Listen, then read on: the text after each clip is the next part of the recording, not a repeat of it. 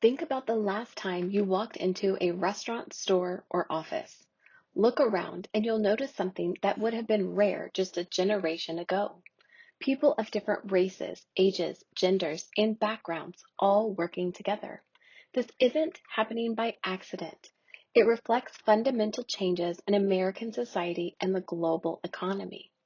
Diversity in organizations refers to identity-based differences among people that affect their lives as applicants, employees, and customers. We're talking about differences in race, gender, age, sexual orientation, disability status, cultural background, and many other characteristics that shape who people are and how they experience the world. But here's what makes this particularly important for you to understand. Diversity isn't just about being politically correct or doing the right thing, though those are important reasons. Research consistently shows that organizations that effectively manage diversity outperform those that don't. They're more innovative, make better decisions, and serve customers better and are more profitable. At the same time, diversity can create challenges. Different backgrounds can lead to misunderstandings, communication difficulties, and even conflict if not managed properly. The key is understanding how to harness the benefits while addressing the challenges. Today, we're going to explore how diversity affects organizations and what this means for your future career, whether you end up managing others or simply working in increasingly diverse environments. When we talk about diversity, it's helpful to understand that not all differences are visible or obvious. Researchers have identified three different types of diversity that affect how people experience the workplace. Surface level diversity includes the characteristics you can see immediately when you meet someone, their apparent age, race, gender, or visible disabilities. This is what most people think of when they hear the word diversity. These characteristics are important because they influence how people are treated and what assumptions others make about them. But there's much more beneath the surface. Deep level diversity includes traits that aren't immediately observable, like attitudes, values, beliefs, and cultural backgrounds. Two people who look similar might have completely different approaches to teamwork, different values about work-life balance, or different cultural traditions that shape how they think about authority and decision-making. Hidden diversity refers to characteristics that people might choose to conceal or reveal depending on the situation. This can include things like mental health conditions, learning disabilities, or a socioeconomic background. Someone might come from a low-income family but not discuss this at work, or they might have a learning disability that they've learned to compensate for without others knowing. Understanding these different types of diversity is important because each creates different opportunities and challenges for organizations. Surface level diversity might help a marketing team better understand different customer segments, while deep level diversity might bring different problem solving approaches to an engineering team. The American workforce looks dramatically different today than it did when your parents or grandparents started their careers. And it's going to look even more different by the time you retire. Currently, about 78% of the workforce identifies as white, but this percentage is steadily decreasing. The fastest growing segment is Hispanic and Latino workers, who now make up 17% of the workforce and are projected to reach nearly 20% in the next few years. Asian Americans, while still a smaller percentage at 6%, are actually the fastest growing ethnic group in the United States, increasing by 72% between 2000 and 2015. Women now make up 47% of the workforce compared to just 38% in 1977. This represents not just more women working, but also women entering fields that were traditionally male-dominated, like engineering, finance, and technology. The workforce is also aging. More people are working past traditional retirement age, either by choice or by necessity. This means you might find yourself working alongside people who could be your grandparents' age, bringing very different perspectives and experiences to the workplace. These demographic shifts aren't just statistics. They represent fundamental changes in the talent pool, consumer markets, and workplace cultures. Companies that understand and adapt to these changes will have advantages in recruiting talent, serving diverse customers, and competing in global markets. Understanding workplace diversity isn't just academically interesting. It has real legal and practical implications for your career. A series of federal laws provide important protections for workers and create obligations for employers. The Civil Rights Act of 1964 was the landmark legislation that made it illegal to discriminate in employment based on race, color, religion, sex, or national origin. This law created the Equal Employment Opportunity Commission, which investigates discrimination complaints and enforces these protections. The Age Discrimination in Employment Act protects workers who are 40 or older from being treated unfairly because of their age. This doesn't mean older workers get special preferences. It means they can't be passed over for jobs, promotions, or other opportunities simply because of their age. The Americans with Disabilities Act requires employers to provide reasonable accommodations for workers with disabilities, as long as it doesn't create an undue hardship for the business. This might mean providing special software for someone with a visual impairment, adjusting work schedules for someone with a chronic medical condition, or making physical modifications to the workplace. The Equal Pay Act requires that men and women receive equal pay for equal work. Despite this law being over 50 years old, women still earn about 80 cents for every dollar earned by men, showing that legal protections don't automatically eliminate all disparities. These laws matter for you because they define your rights as an employee and create obligations if you ever manage others. Violating these laws can result in costly lawsuits, damaged reputations, and personal liability for managers who make discriminatory decisions. Despite legal protections, workplace discrimination still occurs, and it takes many different forms. Understanding these can help you recognize discrimination when you see it and avoid perpetrating it yourself. Access discrimination occurs when people are denied employment opportunities because of their identity group. This might mean not getting called for interviews because of their name, being passed over for promotions, or being steered away from certain types of jobs. Research shows this still happens frequently. Studies where researchers send identical resumes with different names find that applicants with traditionally white-sounding names get more interview requests than those with names associated with racial minorities. Treatment discrimination happens when people are employed but treated differently once they're on the job. This might include being given less interesting assignments, being excluded from networking opportunities, receiving harsher performance evaluations, or being subjected to different standards than other employees. Harassment involves unwelcome conduct based on protected characteristics. Sexual harassment gets the most attention, but harassment can be based on race, religion, age, disability status, or other characteristics. The key is that the behavior is unwelcome and creates a hostile work environment. There's also interpersonal or covert discrimination, which is harder to identify and address. This might include subtle biases in daily interactions, being interrupted more often in meetings, having ideas dismissed more quickly, or being subjected to microaggressions that individually seem minor but cumulatively create a hostile environment. The challenge with discrimination is that it's often subtle and can be difficult to prove. People making biased decisions might not even realize they're doing it, which is why many organizations now focus on addressing unconscious bias rather than just overt discrimination. Organizations invest in diversity not just because it's the right thing to do, but because research consistently shows it provides real business advantages. Let me walk you through the 6 key benefits that researchers have identified. Cost savings come from multiple sources. Organizations with inclusive cultures tend to face fewer discrimination lawsuits, which can be extremely expensive. They also have lower turnover rates among women and minorities, and replacing employees is costly, typically somewhere between 50% to 200% of the departing employee's annual salary when you factor in recruitment, training, and lost productivity.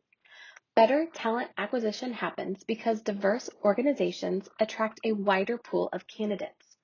When your reputation is that you value all kinds of people, you're not just competing for white male candidates. You have access to the entire talent market. This is particularly important in tight labor markets or for specialized skills. Enhanced marketing capabilities come from having employees who understand different customer segments.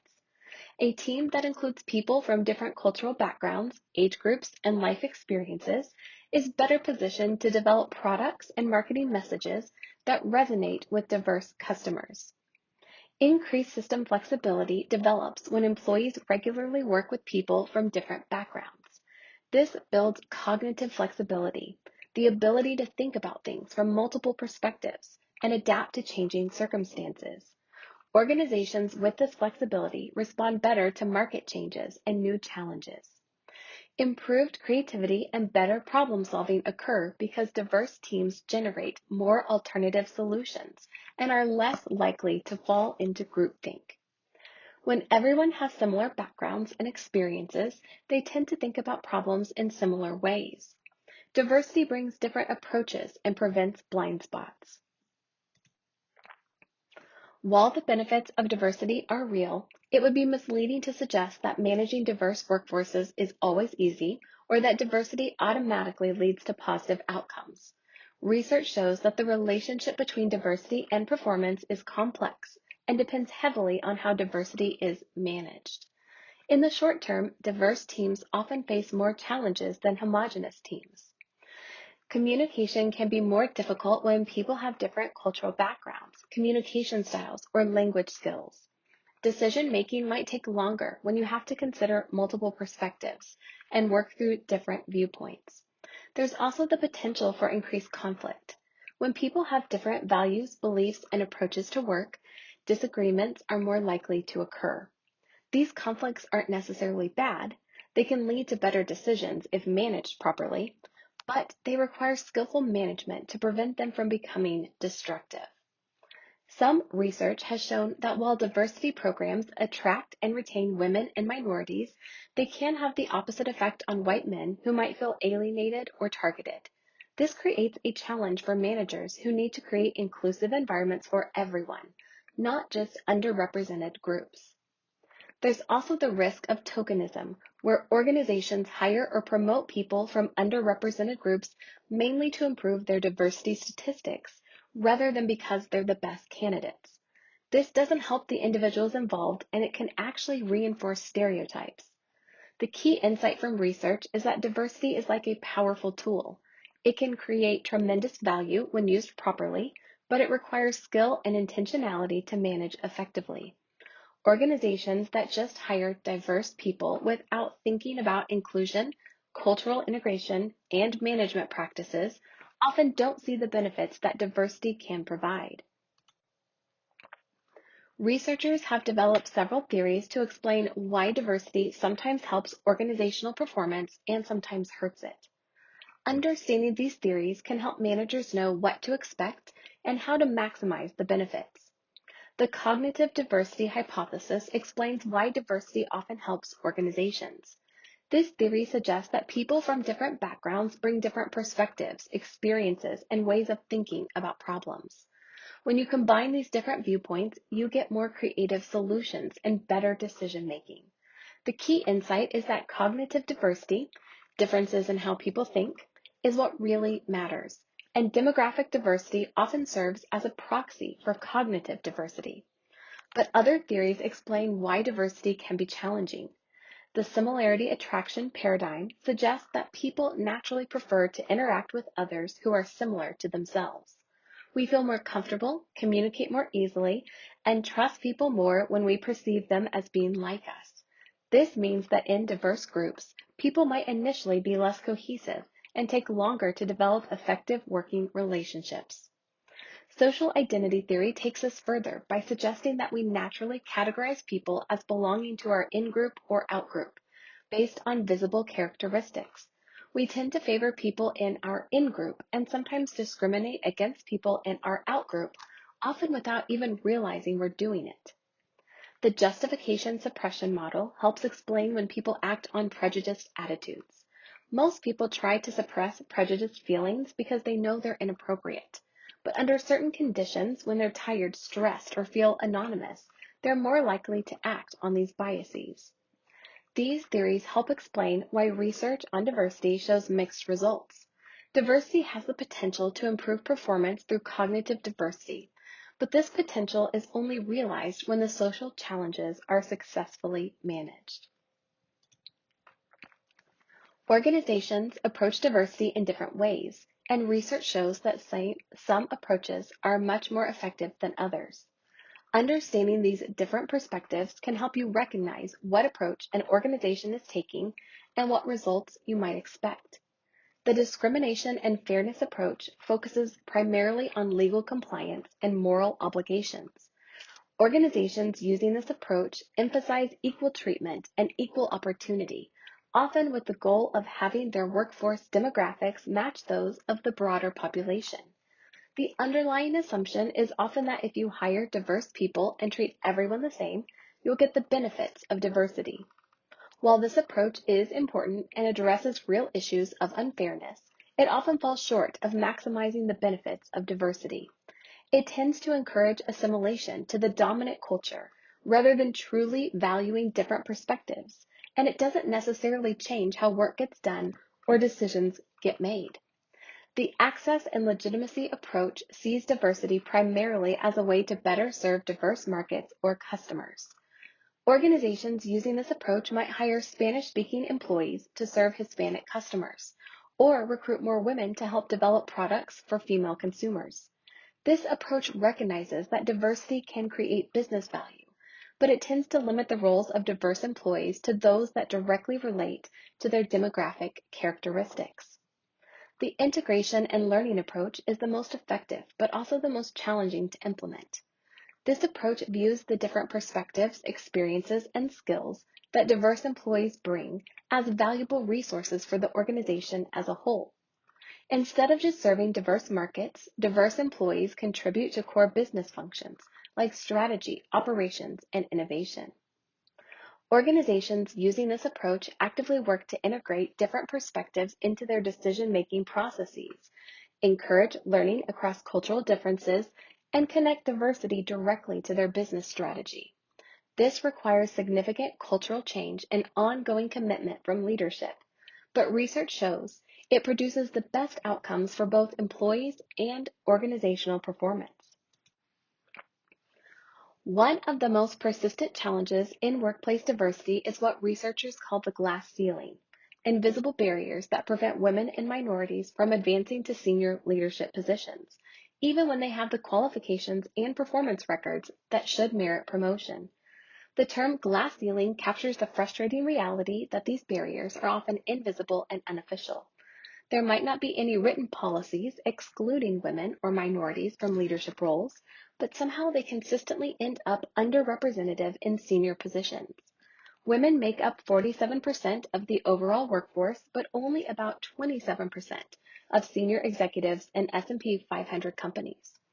The numbers are even lower for racial minorities. These barriers exist for several reasons. Sometimes it's because of unconscious bias. Decision makers unconsciously associate leadership with characteristics more commonly attributed to white men. Sometimes it's because of different access to informal networks, mentorship, or sponsorship opportunities that are crucial for advancement, but not part of the formal promotion process. The glass ceiling also reflects what's called the double bind that many women and minorities face. They're criticized if they're too assertive, because they're seen as pushy or aggressive, but also criticized if they're not assertive enough, seen as lacking leadership potential. This creates a narrow band of acceptable behavior that can be difficult to navigate. Breaking through the glass ceiling requires intentional effort from organizations.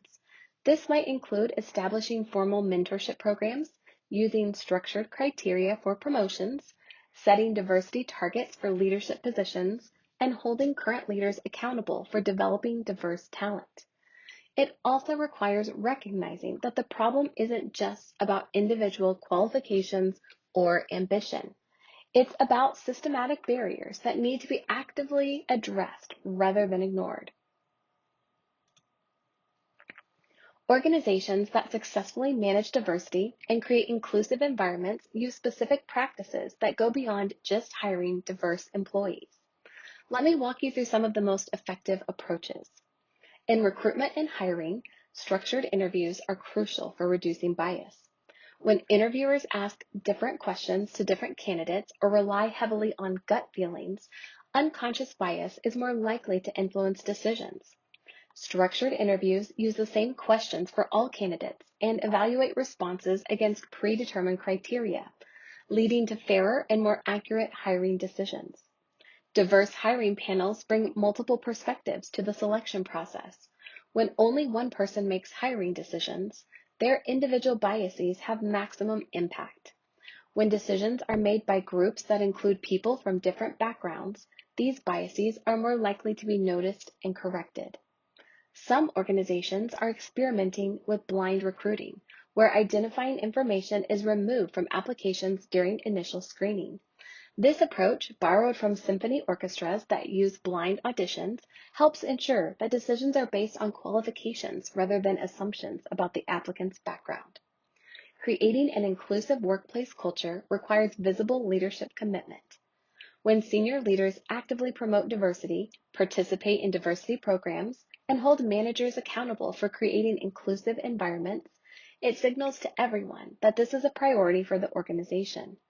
Employee resource groups provide support and networking opportunities for people from underrepresented groups, while also serving as resources for the broader organization. These groups might organize professional development events, provide feedback on company policies, or help with recruitment efforts. Regular diversity training helps build cultural competence and awareness of unconscious bias, but only when it's done well. Effective diversity training focuses on building skills rather than just raising awareness, and is reinforced by other organizational practices rather than being a one-time event. Technology is creating new opportunities to reduce bias and create more inclusive organizations, though it also presents new challenges that need to be carefully managed. The concept of blind recruiting has been around for decades in some industries. Symphony orchestras began using blind auditions in the 1970s, having musicians perform behind screens so they could only be evaluated on their musical ability. Research found that this practice increased the likelihood that a woman would be hired by between 25 and 46%. The same principle is now being applied more broadly using technology. Some companies now use anonymous applications that remove names, addresses, photos, and other identifying information during initial screening. Computer algorithms can assess technical skills, problem-solving capabilities, or other job-relevant characteristics before human reviewers see any demographic information about candidates. Data analysis allows organizations to track diversity metrics more systematically and identify patterns of bias that might not be apparent otherwise. For example, companies might discover that women are being promoted at lower rates in certain departments, or that employees from certain backgrounds are leaving at higher rates, indicating potential problems with inclusion. Artificial intelligence is being used to reduce bias in recruiting by focusing on job-relevant skills and characteristics rather than demographic markers. However, AI systems can also perpetrate or amplify existing biases if they're trained on biased data or designed without considering fairness implications. The key insight is that technology is a tool that can either reduce or increase bias, depending on how it's designed and implemented. Organizations need to be intentional about using technology to promote fairness, rather than just assuming that algorithmic decision-making is automatically more objective than human decision-making. You might think diversity and inclusion are just HR issues, but here's the reality. You're already experiencing diversity, and it's only going to become more important in your life. Your college experience will likely be much more diverse than high school. You'll have roommates, classmates, and professors from different racial, ethnic, cultural, and socioeconomic backgrounds. Learning to navigate these relationships will be crucial for your academic success and personal growth. In your career, whatever field you choose, you'll work with colleagues, consumers, and partners from around the world. Even small local businesses today have global supply chains and diverse customer bases. Cultural competence, the ability to work effectively with people from different backgrounds, has become an essential professional skill. If you move into management, you'll need to create inclusive environments where people with different values and communication styles can thrive. But even if you never manage others, you'll be part of diverse teams where your success depends on collaborating across differences. People who can build bridges between different perspectives and help diverse teams function effectively are highly valued in today's economy. The key is developing these skills now rather than learning them under pressure on the job. Seek out opportunities to interact with people from different backgrounds, challenge your own assumptions, and develop cultural intelligence. These aren't just nice to have skills, they're essential for your future success. Let's pull together the key insights from today and what they mean for your future. First, diversity isn't just an ideal, it's the reality of today's workforce. The demographic changes we've discussed represent fundamental shifts in American society. Organizations that adapt to this will have competitive advantages in talent markets and innovation. Second, legal protections prevent discrimination, but they don't automatically create inclusive environments. Creating truly inclusive organizations requires going beyond compliance to actively value and leverage differences. Third, the business benefits of diversity are real, but don't happen automatically. Diversity can improve creativity, decision-making, and performance, but only when managed effectively. Poor management can actually harm performance and create hostile environments. Fourth, the integration and learning approach produces the best outcomes. This means viewing diversity as a strategic resource rather than just a compliance issue or marketing tool. Finally, everyone has a role in creating inclusive environments, not just HR or senior leaders. Every employee contributes to organizational culture. For you personally, start developing these skills now. Examine your own biases. We all have them. Seek out opportunities to interact with people from different backgrounds. Practice empathy and perspective taking. Learn about different cultures and ways of thinking. Most importantly, understand that creating inclusive environments isn't just about being nice. It's about creating conditions where everyone can do their best work and contribute their unique strengths. In an increasingly diverse world, this capability will be essential for both your personal and professional success.